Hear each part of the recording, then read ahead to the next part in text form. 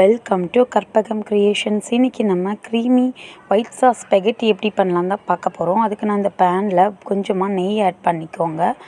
அதோடு நான் நறுக்கின பூண்டு கொஞ்சம் ஆட் பண்ணிக்கிறேன். இதை நல்லா வணங்கினதும் நான் ஆல்ரெடி மிக்ஸ்டு வெஜிடபிள்ஸ் கட் பண்ணி வச்சுருக்கேன். Carrot, capsicum, onion. இது நல்லா வணங்கினதும் ஃபஸ்ட்டு கேரட்டும் கேப்சிகமும் நம்ம ஆட் பண்ணி வணக்கிக்கலாம். அப்போ தான் கொஞ்சம் நல்லா வெந்ததுக்கப்புறம் நம்ம வெங்காயத்தை போட்டு அது ஈவனாக நமக்கு வெந்து கிடைக்கும். இது வணக்கும் போதே நான் கொஞ்சம் உப்பு, கொஞ்சம் பெப்பர் தூள் ஆட் பண்ணிக்கிறேன். சில்லி ஃப்ளேக்ஸ் நான் யூஸ் பண்ண மாட்டேன், என் பையன் சாப்பிட மாட்டேன். நான் பெப்பர் ஆட் பண்ணிக்கிறேன். நீங்கள் வேணும்னா சில்லி ஃப்ளேக்ஸ், ஒரேகனோ அந்த மாதிரி ஆட் பண்ணிக்கோங்க.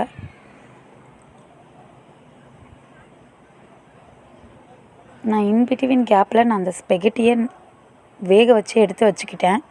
இப்போ நான் ஆனியன் ஆட் பண்ணிக்கிறேன். இதை நல்லா நம்ம வணக்கி விட்டுக்கலாம்.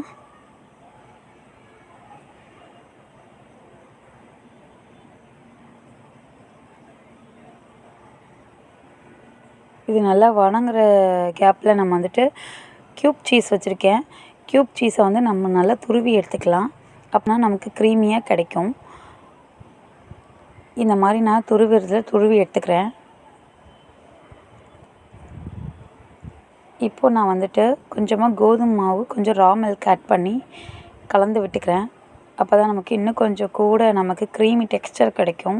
அந்த ஒயிட் சாஸ்க்கு சூப்பராக இந்த ஃப்ளேவரே இது தான். இப்போ நல்லா கலரி விட்டுக்கோங்க.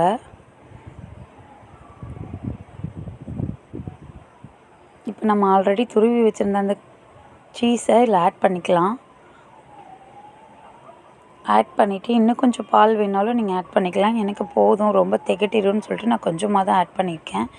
இப்போ நான் அந்த ஸ்பெகட்டியை இதில் ஆட் பண்ணிக்கிறேன்.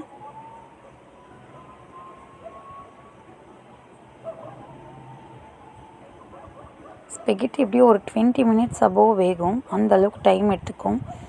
பாருங்கள், நல்லா சூப்பராக மிக்ஸ்டு வெஜிடபிள்ஸ் போட்ட ஒரு ஸ்பெகட்டி ரெடி ஆகிடுச்சு. நீங்களும் வீட்டில் இந்த மாதிரி ட்ரை பண்ணி கொடுத்து பாருங்கள் ஃப்ரெண்ட்ஸ். வீடியோ பிடிச்சிருந்தால் லைக் பண்ணுங்கள், ஷேர் பண்ணுங்கள், சப்ஸ்கிரைப் பண்ணுங்கள். தேங்க்யூ ஃபார் வாட்சிங்.